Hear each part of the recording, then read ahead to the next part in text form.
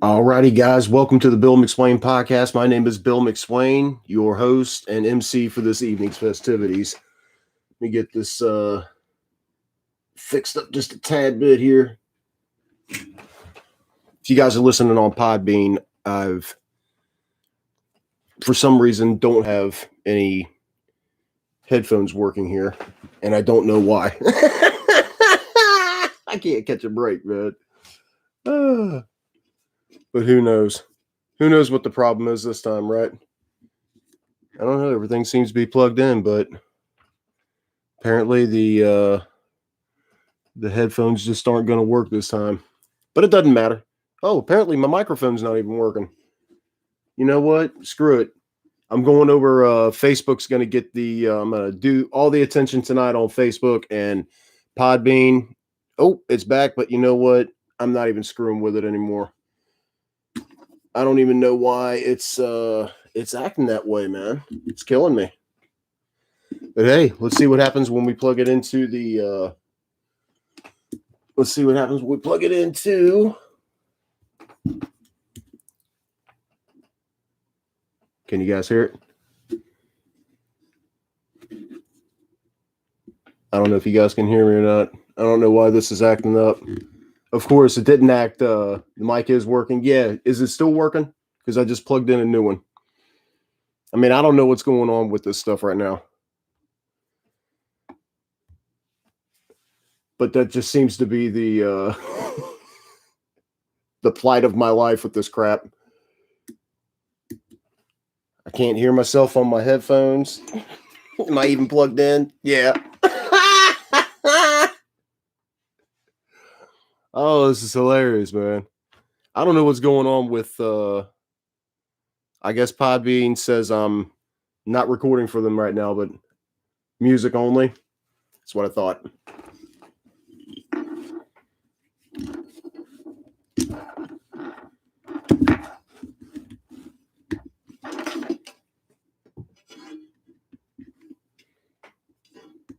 Sorry about the technical difficulties, guys. I do apologize. I have no idea what is going on. Bam. Is Podbean up working again? There we go. Sorry about that, Podbeaners. There. Well, check. Looks like I'm just doing it this way. No microphones for anybody. But you know what? Of course it's that way. Got a lot going on in my life right now, guys. If I'm a little flustered, I apologize because I had an IBS attack earlier. I got some really bad news from up at the house, and I do apologize if I'm a little flustered right now, but my father is in very poor health, and I didn't know if I was going to do this or not tonight. I might make it a little quick. I do apologize for the inconvenience. Of course, in the beginning, it always gets jacked up in the beginning. That's just my show. That'll be my trademark, right? Thank you, Charles. I appreciate it. My buddy Charles on Facebook, he's kind of keeping me up to date and seeing if the mic is working or not. I don't know what's going on. Technical difficulties with the mic, of course. I'm trying to get it to where I can plug everything through the Blue Yeti, and basically what I need a female end to plug into a 3.5 millimeter and go out to 3 different devices, if you will. But like I said, guys, my dad's in a bad way right now, and I feel really shitty not being up there with him right now. But we're working on it. We're working on trying to get up there, so don't worry. You know, I'm working on getting it together. I think one of my family members is going to have to come down here and grab us, me and Stacy, because I want Stacy to go up there with me. And we'll go see him, and, you know, we'll have a talk, and it'll be great. But I tell you what, let's get into what tonight's show's about. And that's about getting dealt a good hand in life and screwing it up. We've all been dealt shitty hands in our lives, guys. All of us have been dealt shitty hands. And sometimes we play those cards right, and then sometimes it doesn't. And sometimes we make the wrong choice. Sometimes we went left when we should have went right. And guess what? 9 times out of 10, it's your fault that you screwed it up. It's not other people's fault. You know, it's not somebody else. Like, you can't blame everybody all the time, is what I'm trying to get at, to make a long story short. If bad things keep happening to you, then maybe it's your decisions in life. You know, it's not always somebody else's fault. It's like when you're dating someone and the money keeps coming up funky. And you're like, "Hey babe, what's going on with the money?" And it's like, "Oh, the bank did." No, or, "Oh, well, the credit cards company said that they were going to take it out, but I don't know." And look, man, just own up to what you did. Learn from your mistake and move on, and try to do the best you can with that. I do appreciate that, Charles. I'll talk to you about that after. I'll probably talk to you about that tomorrow, man, because my IBS is really, really backed up. It's bad. I don't want to talk about it, man. It's embarrassing. But yeah, I got dealt 2 really good hands in life, and I'm gonna talk about them right now. One is when I was trying to become a stand-up comic, and the other one is when I went to work at Armed Forces Network Korea for a year of on-the-job training before I even went to the school at Fort Meade, and actually was awarded the MOS, the job. Well, when I was doing stand-up, I was, let's see, 96, I think, is when I started. I think Olivia was still like an infant. And, you know, that I was what, 21, 22 when I first started doing stand-up comedy. I didn't know any better. You know, I was raised in a house full of women, so there was a lot of, you know, talking about people behind their backs and crap like that. And it got back to one guy, and I felt bad about it, you know, and I was wrong. And I had substance abuse problems. We all know that. We all know I've got substance abuse problems. So I'm trying to do a thing right now. I'm trying to get some kind of little ghetto, just a little music in the background. It's not the best, but it's what I got for right now. And the only reason I got to have some music on here, guys, is because just me, if it was me and someone else in the room, it wouldn't have to be music. I wouldn't have to have it. But just me by myself, it makes me kind of feel weird just sitting there talking, and it's like dead air, you know. But when I was a comedian, I got to a point where I had a solid 20 minutes, but I needed a solid 40 minutes to be a feature act, because in comedy, you got the MC. That's the guy that comes out and says, "Hey, thanks a lot for coming out to the show." And then he does like 5-10 minutes and brings on the other acts and does the announcements in the middle. A feature act is the guy that's on right before he's the second guy on stage, right before the headliner. And the headliner, it's supposed to be the headliner show, right? The feature is just there because, hey, he might be a good warm-up guy for the headliner. Sometimes headliners take feature acts on the road with them. Well, there was like a perfect storm of things that happened. I went out to see Amy in Tucson, my sister Amy in Tucson, Arizona. And was a comedy club out there called Laughs. And I called them up even before I flew out there. I called them up and I said, "Hey, I'm going to be going through Tucson. Would it be okay if I come and did a guest spot at the club?" And they said, "Call." I think they had me call. I can't remember if it was okay. Anyway, make a long story shorter. And I'll tell you a really weird winky dink story too. So I'm flying out to Denver first, and then to Tucson. Well, I've never flown before, so when we finally touched down in Denver, I was like, oh man, I need a drink. So I went to the bar, and there was this guy there, and we just got the bull. I think his name was Tony, and we just got the bullshit. And he was a really cool guy. And I told him, I was, yeah, I'm a comic. I'm trying to make it big. He's like, oh man, I hope everything works out for you. He's like, I'm on a business trip here in Denver, and I'm about to, and then I'm gonna fly back to Cincinnati. Blah blah blah. All right, cool. Well, I fly to Tucson, and when I get to the comedy club, it was during a show, so I had to come in not on like a big night. It was on, I think, Sunday. Sunday's when I was allowed to do the guest spot, because it's their shows, and they're letting me come up there, and I didn't want to push it. So I just went up there to get a feel, and there was I can't remember her name. Oh, it's going to drive me nuts. But anyway, it's a big black lady. She's hilarious. Very, very funny lady. And then I get up, do the show on Sunday. I killed. Amy can tell you that. I did a great. Man, I killed that. Great set. The booking agent comes up to me, where I go up to him, and he says, man, we're going to get you. You're going to do a week here. You're going to do a week in Albuquerque. You're going to do radio. Like, he starts throwing all this Hollywood shit at me. And I'm like, what the fuck? Like, oh, wow. Like, it was kind of scary, man. I had never done that stuff before. I didn't want to fuck it up. And he was like, you got to send me a 30-minute tape. Do you got one? And I was like, well, and when I did that, he was like, I don't know, Bill. What's going on with this shit? I said, I'll get it to you.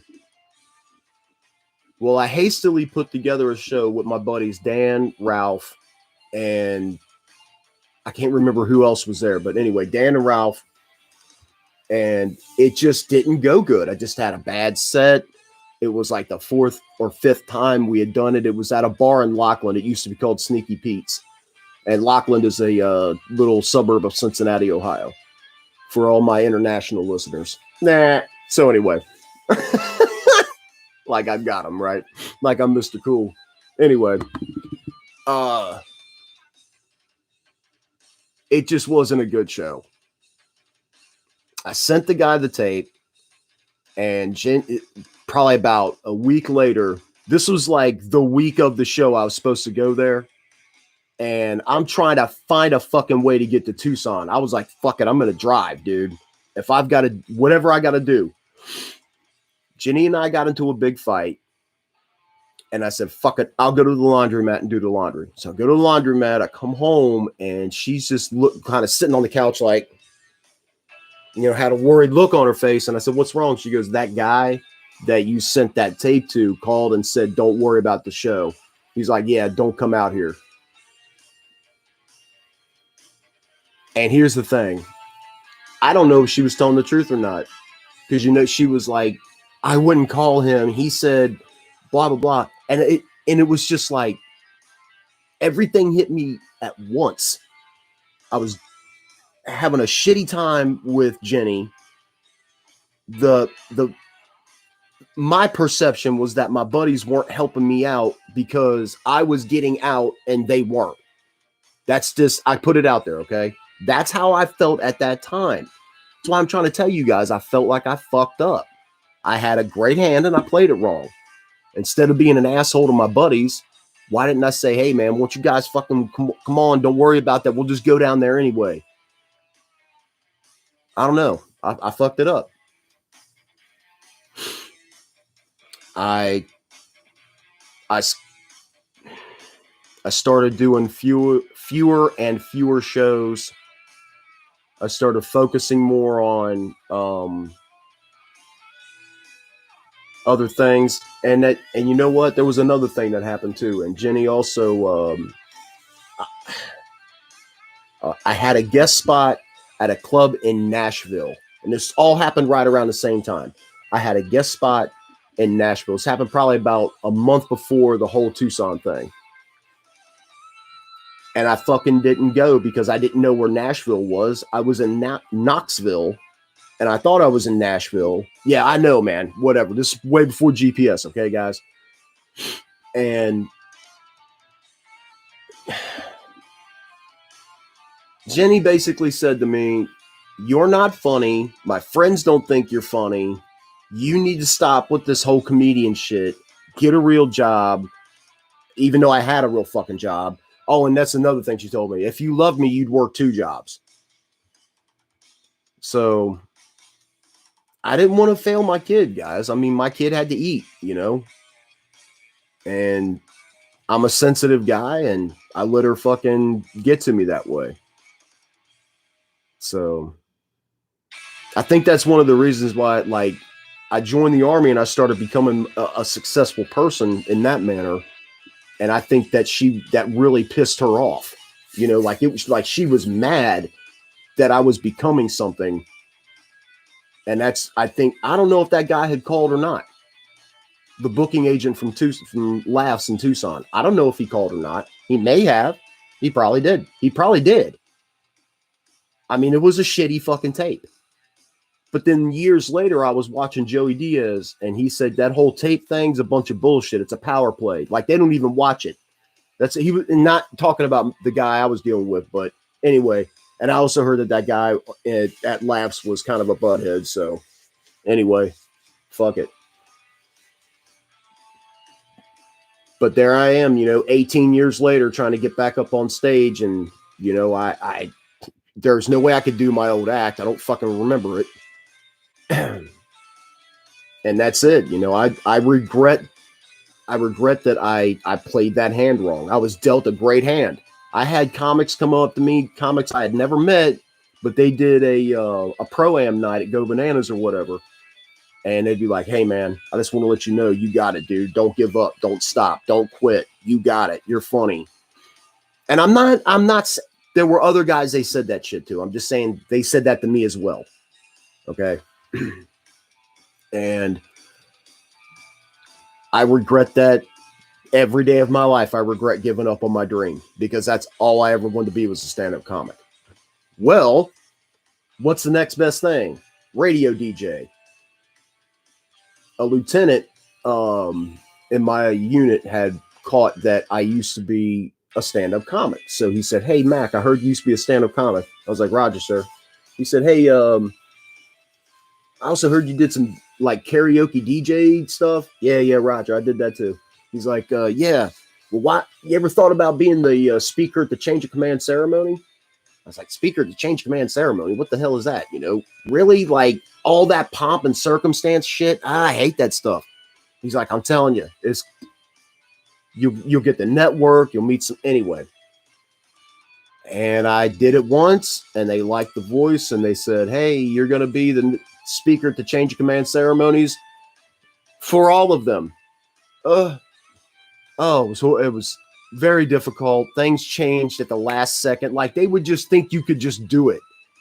Like, "Hey, that script that you've been studying for the last week and going over and perfecting? Yeah, throw that all out, man. Here's the new one. I know you only got 37 seconds to practice it, but you'll be all right." And you're like, "Roger, Sergeant Major. Okay." I remember one time I called the wrong unit that was walking by, and like everybody in the audience was like, "What's he saying? What? Who is that?" And I was like, "Oh my God, correction. That was 281, blah, blah, blah," whatever the fuck it was. But yeah, man. Well, I had one of my old demo tapes, and no, I'm sorry, I'm skipping ahead. I was coming up on re-enlistment, and our new CO, I can't remember the cat's name, but he was a pretty cool guy. He was a lunatic, but anyway, he said, "McSwain, I understand you're coming up on re-enlistment." "Yes, sir. I'm just gonna do my 4 years. I'm not gonna re-enlist. Stay here in Korea. Go do, get a communications degree. Maybe get back into stand-up. Blah blah blah." He's like, "Well, what if I told you could be a DJ in the Army?" I said, "Sir, if you get me AFN, rock and roll, I'll do 20 years. He's like, "All right, cool. Vip Vam Boom, and I'm a fucking DJ down in Seoul, South Korea.